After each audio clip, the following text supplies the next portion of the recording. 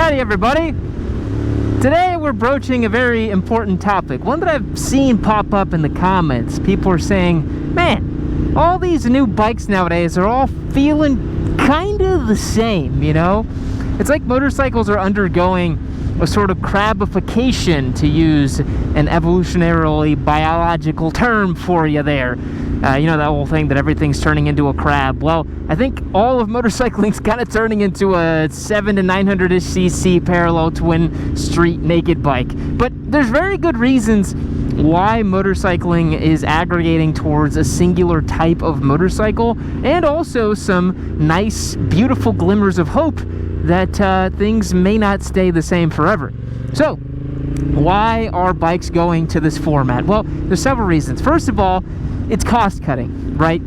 You can't really make super expensive motorcycles now and expect to sell them other than to a pretty small minority of well-heeled buyers, and you know, Ducati and some of the European manufacturers have kind of got that market cornered. So other manufacturers have started to say, all right, how can we make some good enough motorcycles that more younger, not as well-heeled people will want to buy? Well, it starts with producing less expensive motorcycles.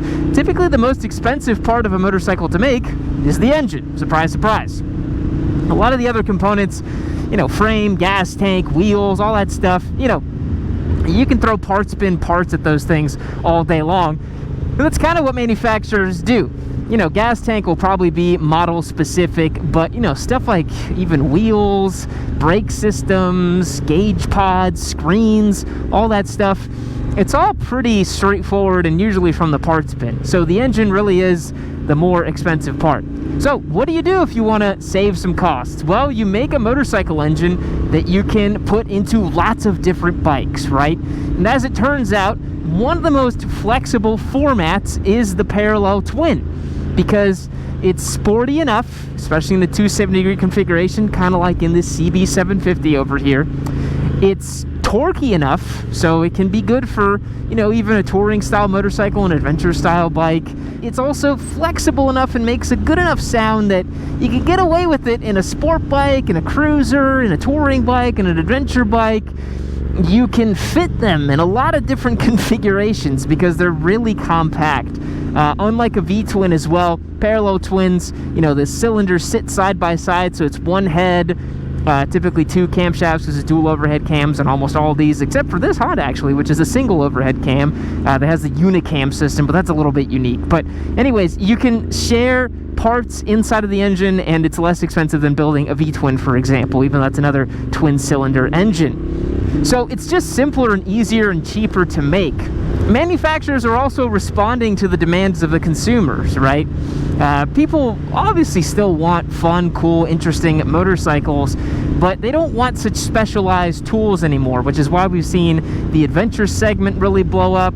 We've seen the sport naked segment blow up, and we've seen the new not so super sport segment also increase. And it turns out all of those engines and platforms can utilize parallel twins. So that's kind of why everything's going in the engine direction of all the same. But there's also something that's happening that I don't think a lot of people are talking about, is that all bikes are becoming the same because of just general homogenization. You know, you start out, right, like, you know, in the early 1900s, manufacturers were making motorcycles that, you know, because there wasn't the internet, there wasn't mass proliferation of culture and design quite yet.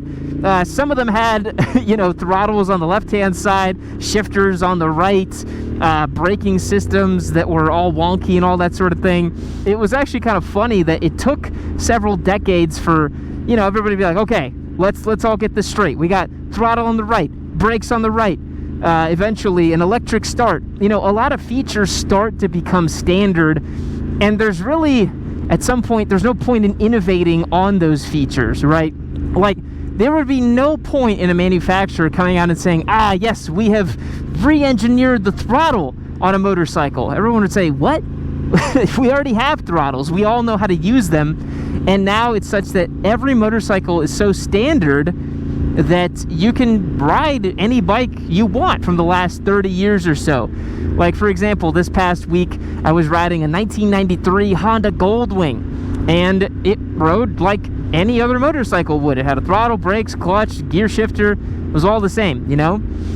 Bikes nowadays, they're all coming with screens, and they have usually 6-speed transmissions. It's pretty rare for any bike to not have 6 speeds, so that's pretty standardized as well. Clutch is always going to be over here.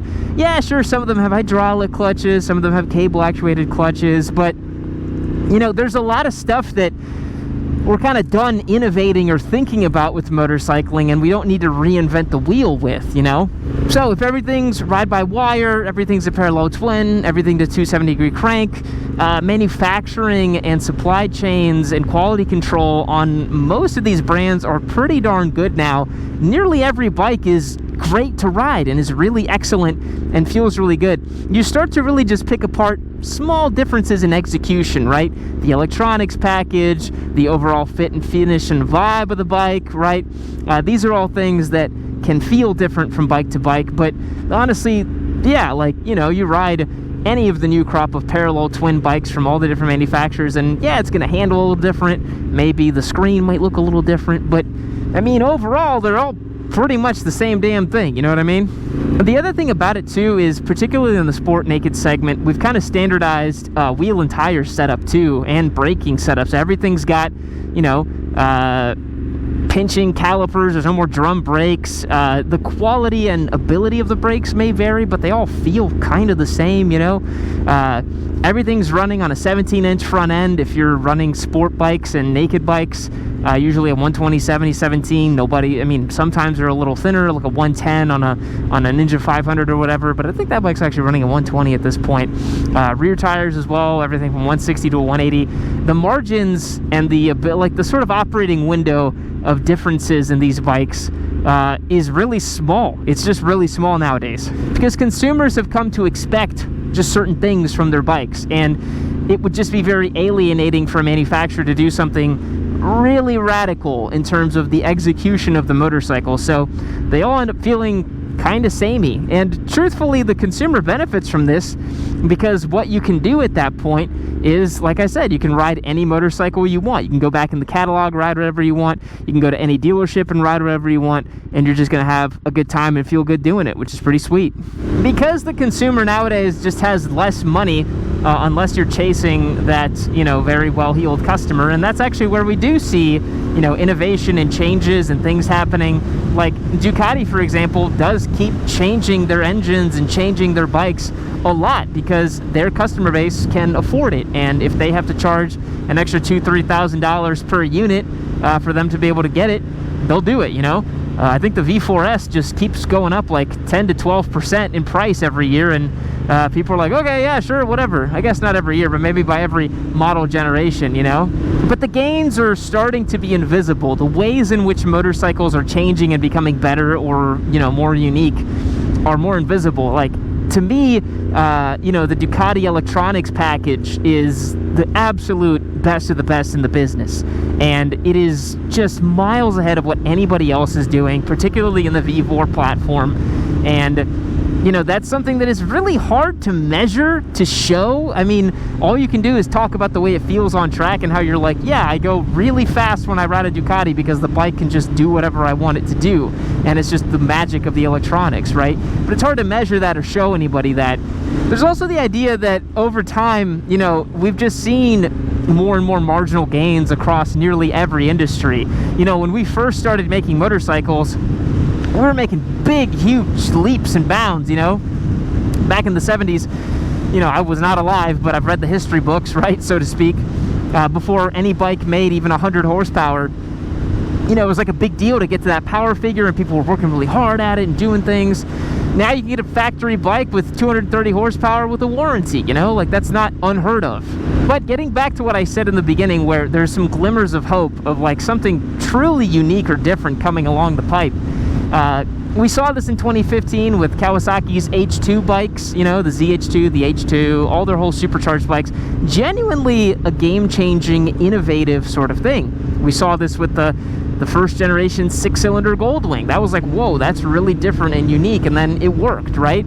And I really believe, I am so bullish on this, that the new Honda V3 900R, or V3R 900, I'm not really sure which way the nomenclature is going to be. I think that's going to be a game-changing bike.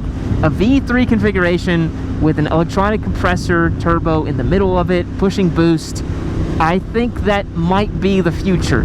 We're also seeing difference in transmissions and electronics with those, like Honda's new e-clutch thing, or even like all the automatic bikes that they're piloting out now. I can really see a future in like 5 to 7 years where we have several boosted motorcycles from the factory that all feature some sort of shift assist technology or automated assist technology to ride them. And that's pretty futuristic stuff that was pretty unthinkable when I started riding a motorcycle about 10 years ago. Kawasaki's hybrid motorcycle, although a complete flop in terms of sales and kind of execution in my opinion, it does present some interesting options as well. Like, yes, motorcycles might become extremely complicated, like a lot of internal combustion engine cars. I think of, like, you know, some of the Porsche products right now, they have like hybrids and turbos and electric driven turbos and all-wheel drive systems and all this crazy stuff on them. And you know, I could see bikes getting to that point, you know, that's like some sort of like hybrid e-turbo weird engine configuration thing that has a semi-automated gearbox. And sure, the purists, I can already hear you, because I hear myself going like, oh my god, that's too much, you know, like let's dial it back.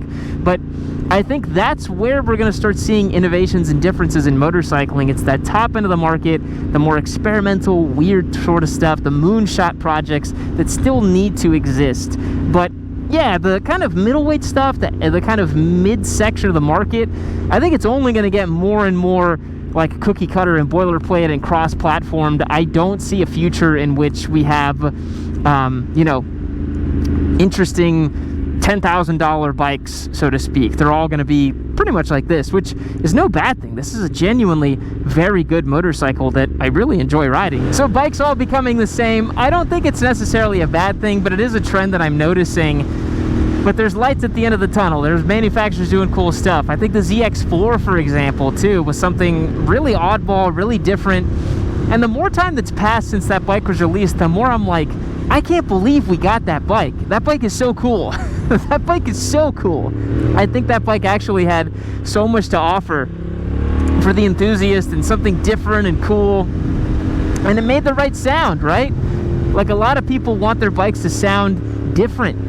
I don't want a world in which every single bike is a 270 parallel twin. I do want some options, you know. And I think it's cool that Triumph, for example, keeps investing and will just continue making 3-cylinder bikes, because I think that has a lot to give to the market. So what do you guys think? Do you think that bikes are getting a bit too boilerplate, a little too milquetoast, everything's kind of the same?